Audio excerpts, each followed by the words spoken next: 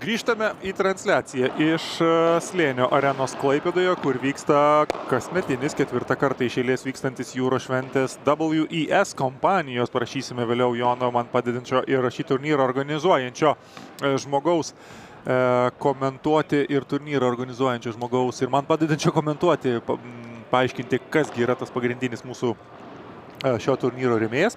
Na, o dabar dar viena kova jūsų ekranuose, tai yra aštuntfinalio kova tarp lietuvaičių ir latvių. Taigi žengėme šiame turnyre tvirtą žingsnį ir į tarptautinius mačus.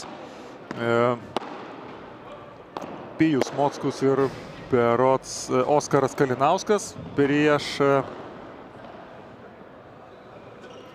tai patikslinsime, Markus Tijonsą ir Nikita Rybakovs iš Latvijos. Ir abu lietuvaičiai vilki juodą aprangą ir dabar jūsų ekranuose yra tolimojoje korto dalyje. Arčiau mūsų latvių pora ir, kaip matome, ganėtinai lengvai. Ką matėme pačioje šios dvikovos pradžioje, ganėtinai lengvai. Lietuvaičiai pasiėmė savo padavimą, laimėjo jį. Ir jau nuo pat pirmojo varžovų padavimo bando primesti savo žaidimo ritmą ir savo stilių varžovam, bandydami laimėti varžovų padavimų seriją.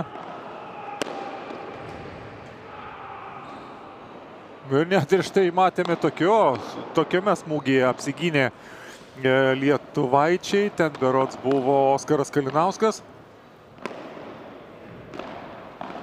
Ir štai taip 15:40 paduodant latviams.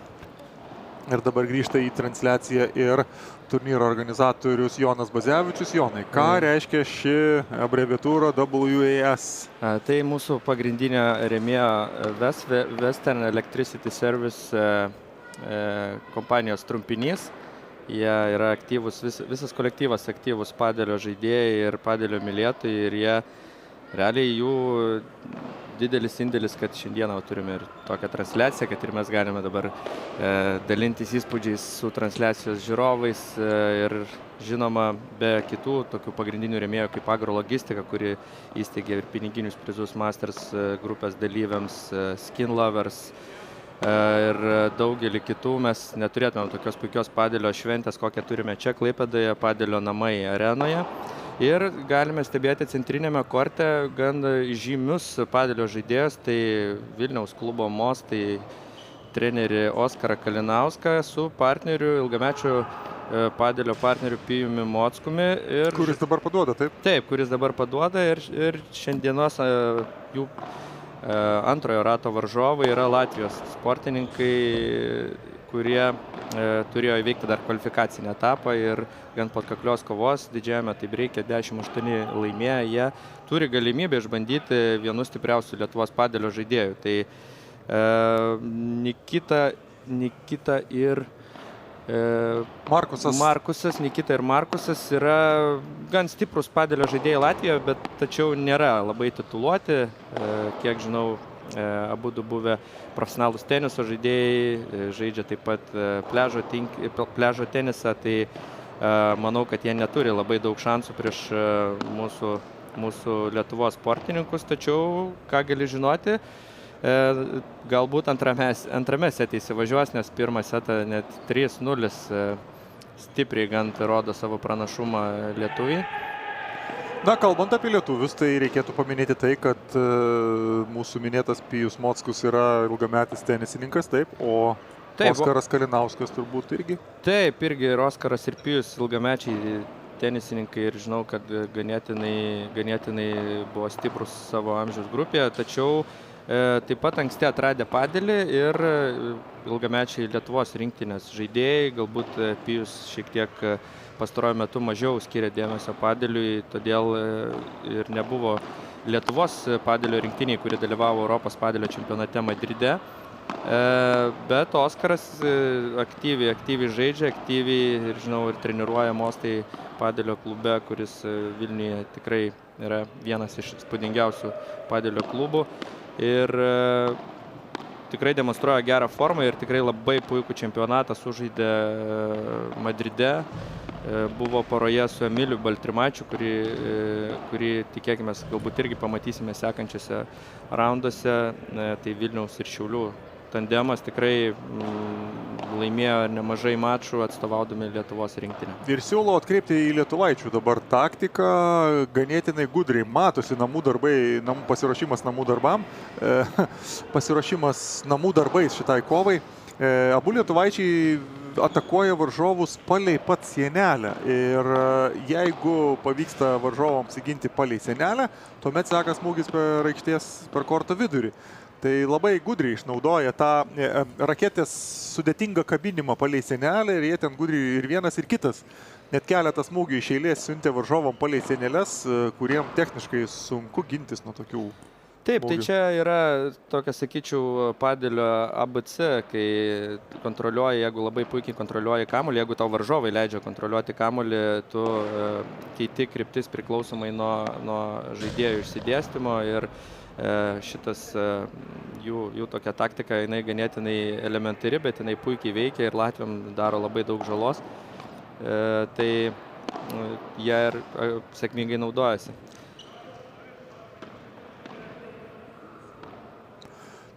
30-0 turėjo būti po šio epizodo, ar 15-15, čia vėlgi galbūt šiek tiek su taškų skaičiavimu, to sužinosim. Taip, kadangi šiame turnyre ir padelio tik tai aukščiausio lygio, europinio pasaulinio lygio turnyruose būna bokštelio teisėjas, tai taškų skaičiuoja patys žaidėjai. Ir kadangi mes norime kuo operatyviau žiūrovam pateikti informaciją, tai kartais žmonės žiūrinti šitą mačą ir vedantis rezultatą neteisingai interpretuoja taško baigtį, kadangi kamuoliai iš tikrųjų labai aštrus, greiti ir labai, kaip ir mano kolega minėjo, eina arti sienelių ir kartais žmogus fiksuojantis rezultatą nemato aiškiai, ar ten buvo autas ar geras kamuolys. Tai visą laiką stengiamės patikslinti kuo skubiau, kai turime tikslią informaciją iš pačių žaidėjų. Lygus rezultatas dabar, lietuviams paduodant, Latvijai bando grįžti į žaidimą.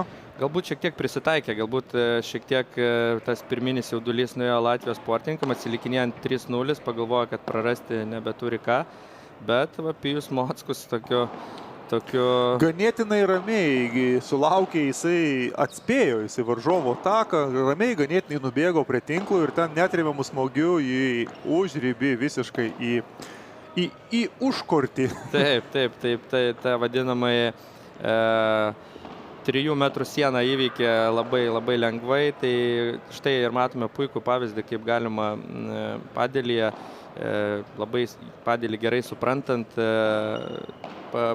jau nuspėti, kur kamuoliukas ateis, tiesiog pasiruošusi laukti ir savo pasilengvinti gyvenimą. Tai... Kadangi mes iš Latvių dabar pusės nematome tų apgaulingų fake smešų vadinamųjų, tai kadangi to nėra, tai jau matyt perprato lietuvaičiai Latvių taktiką, ganėtinai tiesmuki smūgiai, tai jau ir lengva pasiruošti atsakymui. Taip. Tai pakankamai užtikrintai mačo eiga klostosi Oskarui ir Pijui. 4-1 ir Latvijos sportininkai bando laimėti savo padavimą ir grįžti į mačą.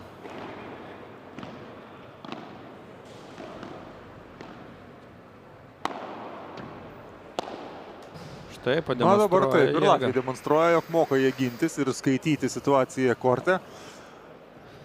Na visgi, abudu Latvijos sportininkai taip pat yra buvę aukšto lygio teniso žaidėjai, tai čia nėra, kad kažkokie pradedantys žaidėjai, tai jie irgi savy, manau, ras jėgų, taip pat galbūt turėjo vienokį žaidimo planą ir dabar jį bando priderinti prie esamos situacijos, tai galbūt mes per anksti gal ir šiek tiek nuvertiname juos ir vis drąsiau jie įeidinės į šitas varžybas.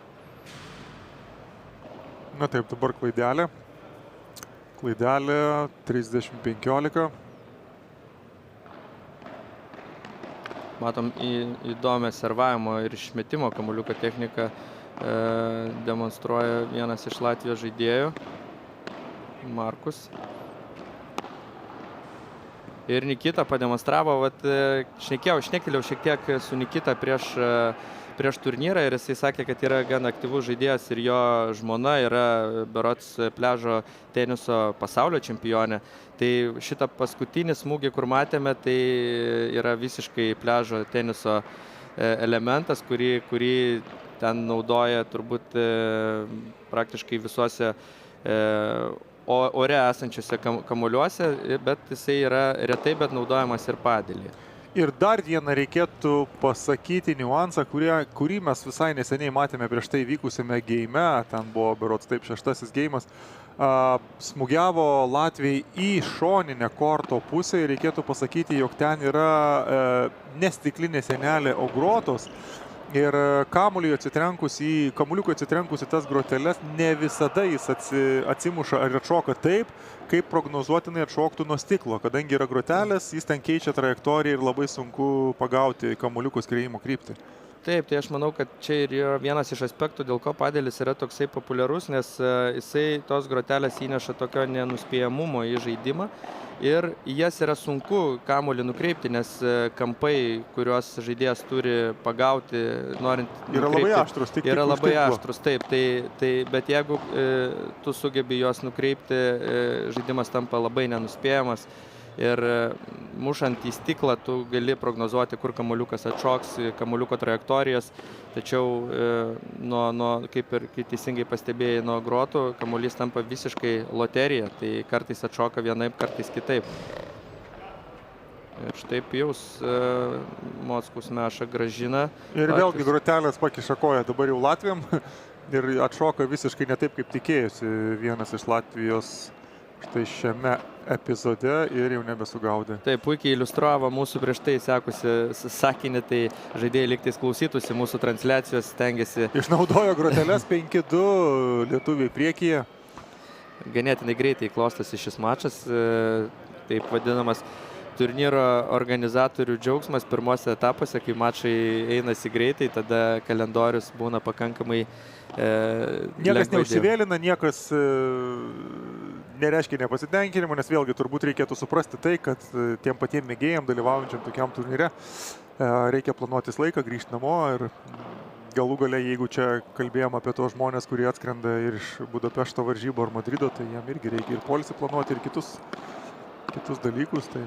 Jo, bet čia, kadangi vyksta neoficialus Lietuvos čempionatas ar tarptautinės oficialios varžybos, čia daugiau skirta mėgėjam ir tokios, sakyčiau, galėčiau vardinti kaip komercinės varžybos, tai yra šiek tiek liberaliau žiūrima į reglamentą, tai kadangi skirtas renginys ir žiūrovams, tai visi mačai yra, praktiškai visi turnyro mačai sužaisti būna per vieną dieną. Tai to poilsio, kaip pavyzdys, kaip per oficialius čempionatus žaidėjas gali žaisti maksimaliai 2 mačus per dieną, čia sužaidžiama 3 arba 4 mačai. Tai žaidėjai turi kur kas mažiau poilsio, bet kur kas dinamiškesnis būna ir patogesnis varžybų formatas žiūrovams. Tai ir jūs, mėly žiūrovai, kurie stebi transliaciją, galėsite per vieną dieną pamatyti praktiškai viso turnyro kovas, sekmadienį įsitaisę patogiai, galbūt ant sofų ar terasose žiūrit ir mėgaujatės ir palaikot savo favoritus. O galbūt ir jūros šventėje prie jūros. Galbūt didžiuose ekranuose rodo per jūros šventę, nes nežinom gal. Teatro aikštėje Klaipėdoj. Taip, visai būtų puikia atrakcija, manau, idėja ir pasiūlymas. Bando gelbėtis nuo pralaimėjimo pirmajame sete Latvijai, Markusas Tijans ir Nikita Rybakovs. Pralaiminėjo jie 0,40 turėjo. Ir dabar auksinis taškas, kuris jau yra tas set bolas vadinamas. Ir Oskaras Kalinauskas turės galimybę paduoti set bolui. Ne, vis dėlto 5-3, taip, ten buvo kažkas vėlgi šiek tiek su taškų skaičiavimu, o dabar jau lietuviai keliauja į lemiamą geimą šiame sete, galbūt ir paskutinį. Žinoma, kitu atveju Latvijam atsirastų galimybė lyginti rezultatą. Sugrįžo jie į žaidimą antroje seto pusėje. Taip, galbūt šiek tiek ir po tokios labai stiprios pradžios šiek tiek atsipalaidavo ir štai kokį puikų smūgį Labai atlieka. gražus smūgis į kamputį, persisukus, net nesitikėjo Latvijos, kad gali tai pataikyti lietuvis. Taip, tai kaip iš prieš tai matusių kovų, kur Simonas su Almantu žaidė prieš Titą ir Žilviną, buvo daugiau tokio stiprių ir greitų kamuolių. Čia iš Oskaro mes matome kur kas įvairiapusiškesnį žaidimą, kur balansuojama tarp stiprių smūgių ir tikslių padėjimų į tam tikras zonas. 6-3 pirmąjį setą laimi Pėjus Mockus ir Oskaras Kalinauskas. Ganėtinai nesunkiai susitvarko jie su varžovais iš Latvijos ir pertraukėlė.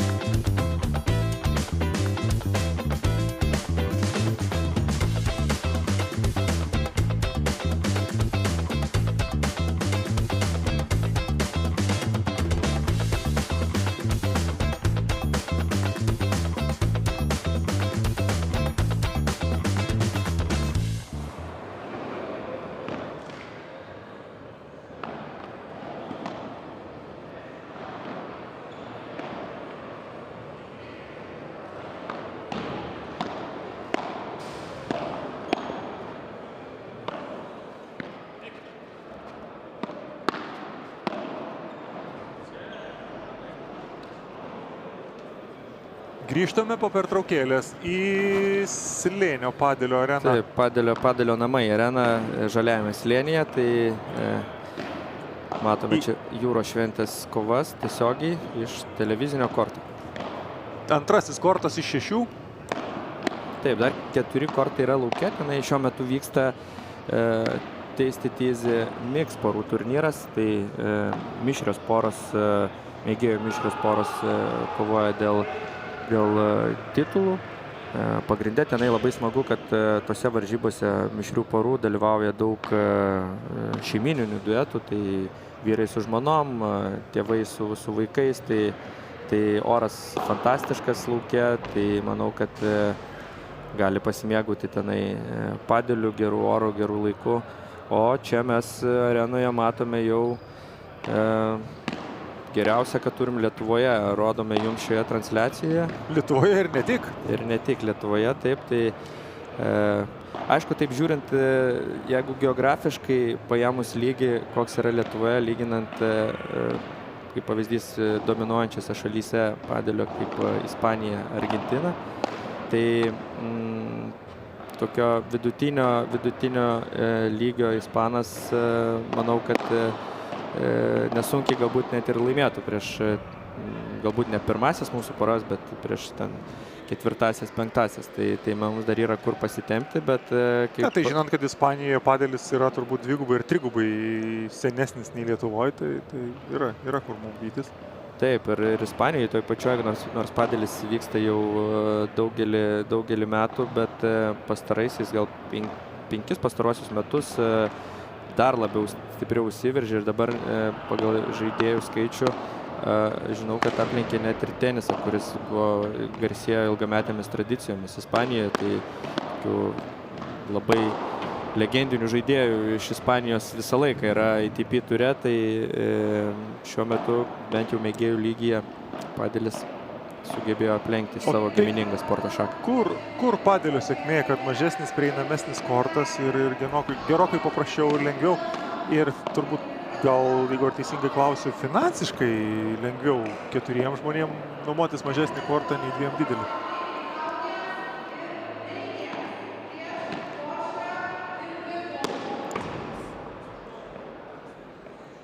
1-0 priekyje Latvijai. šioje kovoje antrajame sete, laimėjo savo padavimą, dabar ir pirmauja paduodant lietuvaičiams, o aš grįžtu prie mano klausimą. Jo, tai visas kompleksas čia nėra tokios vienos priežasties lemiančios populiarumą, bet be abejo, manau, viena iš pagrindinių, kad tenisas yra kur kas sunkiau išmokstama sporto šaka. Sunkiau jo mėgautis iš karto, visgi tu turi vis tiek išlieti nemažai prakaito treniruotėse, kad tu galėtum jausti malonumą žaisdamas paskui aikštelėje. Ne vieną kartą atmušdamas, o daugiau. Ilgesnį ralį galėdamas padaryti reikia daug techninių įgūdžių. Po padėlyje, tai manau, po vienos kitos treniruotės gali jau žaisti pakankamai sėkmingai ir jausti malonumą. Galbūt tavo lygis ir nebus, ar ne, ten kažkoksai aukštas, bet tu atmuši jau kaip tenise, kaip pavyzdys, 2 kamuolius, čia atmušti gali jau 10-12 ir tas suteikia žymiai daugiau malonumo, ypač mėgėjams. Po 2 treniruočių jau anksti tikėtis varžyti su Ispanu, bet Lietuvoje varžovų bus. Taip. Dėka to, kad Lietuvos padėlis taip sparčiai populiarėja, atsiranda vis naujų žaidėjų, tai tas naujų tokių pradedančių žaidėjų gretos yra labai didelės, todėl partnerių surasti, su kuo pažaisti, būna pakankamai nesunku. Tai visi, kas galvoja pradėti padėlį, kas nedrįsta, tai visi esate laukiami padėlio namuose. Čia turim 10 kortų žaliajame slėnyje, 4 kortai yra Bangų gatvėje, Klaipėdoje senamiesčio prieigose, tai kviečiame visus tikrai prisijungti prie šio nuotaikingo, smagaus žaidimo ir prisijungti prie padėlio mėgėjo gretų. Ar tiesa, kad aš girdėjau vieną ausimi, kad padėlio namuose Bangų gatvėje buvusioje Švyturio gamyklos teritorijoje yra ir vienetiniai kortai, taip? Taip, yra tai pakankamai toks retas, jisai nenaudojamas jokiom varžybom, padėlyje jokios oficialios varžybos nevyksta vieneto kortuose, daugiau skirtas treniruotės vedimams, tai yra taip, Klaipėdoje galbūt iš viso 2 vienetiniai kortai, tik tai, kai standartinių kortų yra turbūt daugiau nei 60. Tai nėra labai populiarus dalykas vienetas. Bet jūs įrengėte? Jo, buvo vietos, kur netilpo dvejeto kortas, tai tiesiog išnaudojom tą vietą, kuri puikiai erdvė treniruotėm. Taip. Jo labiau galima žaisti ir 1-1, ar linijos yra? Taip, galima žaisti 1-1, kortas yra pilnai pritaikytas 1-1 ir tikrai yra žaidėjų, kurie tą vienetą žaidžia ir mėgaujasi galbūt netgi labiau negu dvejeto žaidimu. Reikia dar šiek tiek naudodamas progą paminėsiu, kad padėlis ne tik yra kažkokių tai mėgėjų sportas ar ten suaugusių žmonių sportas, pakankamai padėlis yra labai mylimas vaikų. Tai Slėnyje čia veikianti padėlio akademija, tai vadinasi Slėnio padėlio akademija. Šios mokslo metus treniravosi beveik 200 vaikų, tai pakankamai mylimas būrelis yra ir tarp vaikų. Tai čia tik čia 200 vaikų? Taip, reikia pripažinti, kad galbūt čia yra tokia didžiausia bazė mūsų Slėnio padėlio akademija. Tai rodo ir rezultatai, nėra netgi dar visoje Lietuvoje tiek stipriai išsivystę. Žinau, kad dabar ir Vilniuje, ir Mostai klubas, ir A2 arena, Rato arena taip pat renka aktyviai vaikų grupės ir galbūt tas sportas dar labiau per tą prizmę išpopuliarės. Tai mes džiaugiamės, kad jau 2 metus veikia mūsų akademija ir mes matome iš Lietuvos čempionatų rezultatus, kaip praktiškai visose prizinėse vietose, visose prizinėse pakiluose turime mūsų klaipėdiečius ir tikrai labai tom didžiuojamės vaikais ir ne tik tais, kurie tampa ten čempionais, bet kurie treniruojasi ir ruošiasi ir jeigu ir netaps profesionalūs padėlio žaidėjai, tai turės nuostabų hobį, kuris yra ir sveikas ir malonus. Tai labai kviečiu visus, kas dar nepabandėt ir jūsų vaikai nepabandė susirasti mūsų socialiniuose tinkluose padėlio namai paskyrose ir prisijungti prie mūsų bendruomenės. Na, o grįžtant į televizinį antrąjį kortą padėlio namuose, Matome, jog Latvijai meta iššūkį antrajame sete, galbūt šiek tiek atsipalaidavusiems lietuvaičiam, bando parodyti, jog čia niekas taip lengvai aštuntfinalėje pergalių nebedalins, nepaisant reitingų skirtumo ar meistriškumo. Ir rezultatas 2-1 Latvijai priekyje, jie ir išlygino rezultatą paduodant lietuvaičiam, grasinasi atimti padavimo pranašumą. Taip, bet aš manau, kad Oskaras su Pijum per daug patyrę sportininkai, kad negalėtų atremti šios Latvijos atakos. Pakankamai matau iš jų kūno kalbos, kad pakankamai jaučiasi korte užtikrintai. Atsipalaidavę, taip, tikrai matosi, kad jie ramus. Visiškai nestresuoja ir tiesiog mėgaujasi galbūt žaidimu. Galbūt jie netgi pasirinkę tokią taktiką, kad nori per pirmąjį savo mačą išbandyti visus savo ginklus, pasižiūrėti, kas šiandien geriausiai veikia, ko galbūt reikėtų vengti. Tai matau, kad žaidėjai tikrai nesikankina, o mėgaujasi savo žaidimu ir atitinkamai manau, kad atsispindės ir galutiniam rezultatui.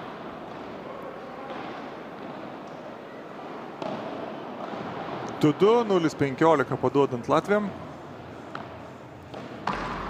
Šiaip verta paminėti dar būt ir apie Latvijos padėlį, tai Latvija žengia lietuvių pramintų takų, tik tai pas juos padėlio sferoje yra apie porą metų, galbūt vėliau. Tai jeigu prieš 3 metus į jūros šventės čempionatą atvyko galbūt viena Latvių pora, tai šiemet iš visų 330 dalyvių, kur buvo jūros šventės padėlio čempionate įvairiose lygių grupėse, turėjom galbūt apie 30 jau Latvijos sportininkų, kurie jau vyksta ir turnyrus į kitas šalis. Tai tenai padėlio bendruomenė sparčiai plečiasi ir mes taip pat vykdome trenerių kursus kartu su Ispanijos tarptautinė bendrovė Padel NBA ir padedam žmonėm, kurie nori pradėti padėlio trenerio karjerą, išmokti ir įgyti žinių. Tai pamenu, kad prieš 3 metus atvyko pirmasis Latvijos treneris, kuris planavo užsiimti tai profesionaliai, kai būtų jo pagrindinis darbas, ir sakė, kad Latvijoje šiuo metu nėra nei vieno trenerio, kuris dirba pilnu etatu. Tai dabar, kiek tenka pasikalbėti su Latvijos sportininkais, tai matome, kad jau turbūt apie 30-40 turi tokių trenerių, tai augimas ryškus. Augimo potencialas dar, manau, yra visas neišnaudotas. Tai labai smagu, kad ir kaimyninėse valstybėse plečiasi žaidėjų ratas ir galėsime vis dažniau turėti visokių tokių ir tarptautinių susitikimų.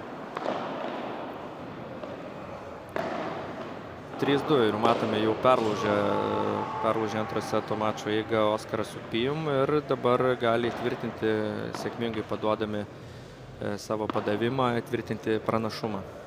Na ir po truputėlį ryškėja, kaipgi čia toliau klostysis mūsų Masters klasės, Masters lygio varžybos. Mūsų jau matyti broliai Manfredas ir Albertas klaipėdiečiai. Alfredas, ja. Alfredas ir Manfredas, taip? Taip. Sumaišiau.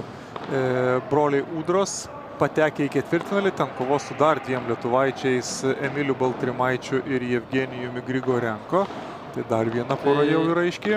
Taip pat į ketvirtfinalį pateko lietuvaičiai Nojus Poška ir Skirmantas Mačinskas, kurie dar laukia savo varžovų. Galbūt net ir šioje kovoje. Ne, jie laukia varžovų tarp Latvijos čempiono Uldis Gaismanis su Ispanijos sportininku. Dar kol kas kovoja, dar jie nėra sužaidę.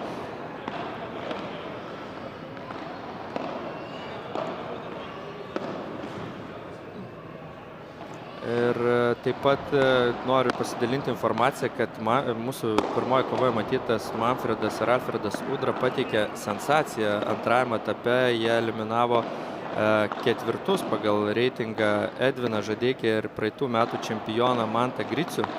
Tai gan tikrai sensacingas rezultatas ir broliai keliauja į top 8, kur turės galimybę išbandyti taip pat praeitų metų čempioną Jevgenijų Grigorenką ir Lietuvos rinktinės žaidėją Emilį Baltrimaitį. Tai tikrai turime jau ir pirmasis sensacijas antrajame etape.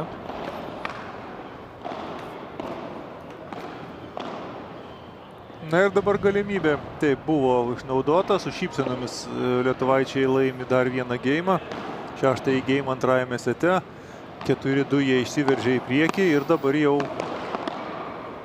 turėdami varžovų padavimo persvarą, laimėję vieną varžovų padavimą, gali pasirinkti taktiką, taupyti jėgas ir tiesiog rinktis taškus savo padavimų metu, per daug nesiblaškyti, neeikvoti jėgų ir keliauti ramiai į ketvirtfinalį.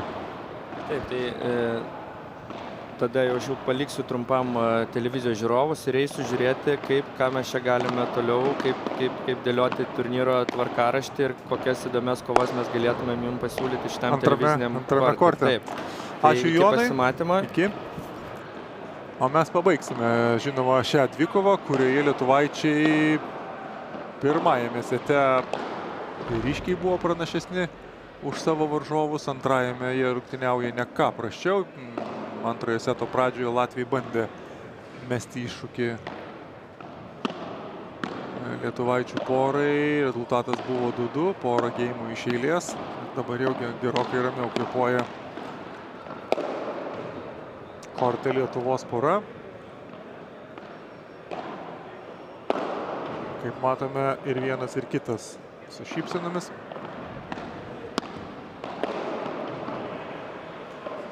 Pralaimi, taip, varžovų padavimų serija Lietuvos pora, Pijus Mockus, Oskaras Kalinauskas, dėl to jie nei kiek nepergyvena, kadangi palengva po truputėlį keliauja jie link pergalės šioje dvikovoje, ganėtinai ramiai, laimėdami savo padavimų serijas ir grįžta jau į kortą. Abu lietuviai, nereikia jiems ilgos pertraukėlės. Pasitikė savo jėgomis ir nori jie ramiai ir kuo greičiau pabaigti šį mačą.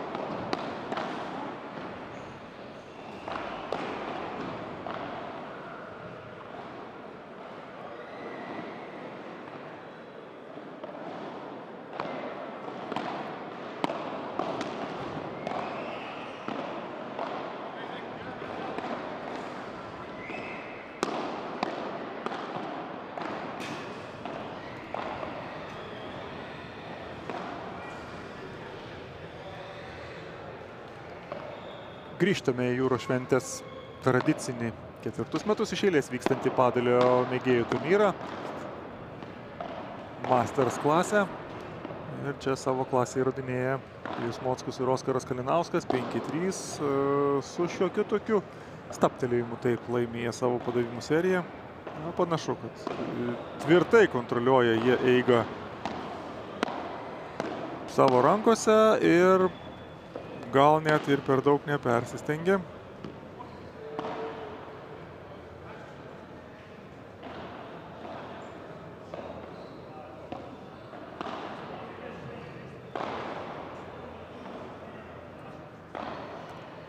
Ir dabar jau Latvių padavimų serija ir galimybė lietuvaičiams breikinti varžovus, atimti iš jų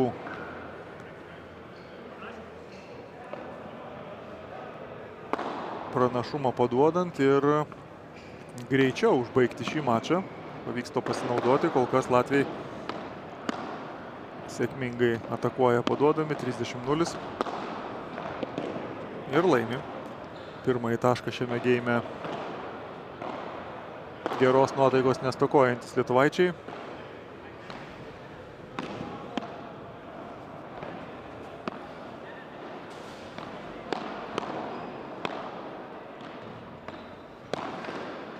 Na ir štai taip. Techniškų smūgių, žemų smūgių palei tinklą sukelia šypseną savo komandos partneriui Pijus Mockus, o to pačiu ir laimi išlyginamai tašką 30-30 ir dabar jau antrasis bandymas paduodant.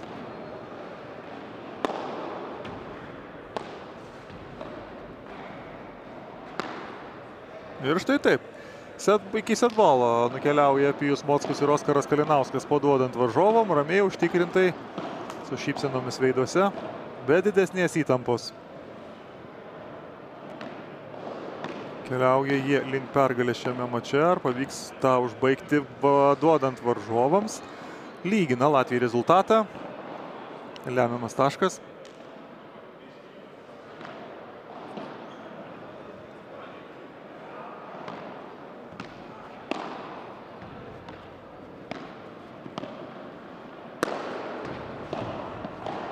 Štai puikiai ginasi Pijus Mockus po varžovo atakos ir ten jau į tuščią kampą siunčia kamoliuką Oskaras Kalinauskas. Labai gudriai paskutinį tašką ir protingai sužaidžia lietuvaičiai. Praranda lygsvarą vienas iš latvių ir praranda galimybę varžytis toliau šioje dvikovoje latvių duetas. 6-3, 6-3 Pijus Mockus, Oskaras Kalinauskas.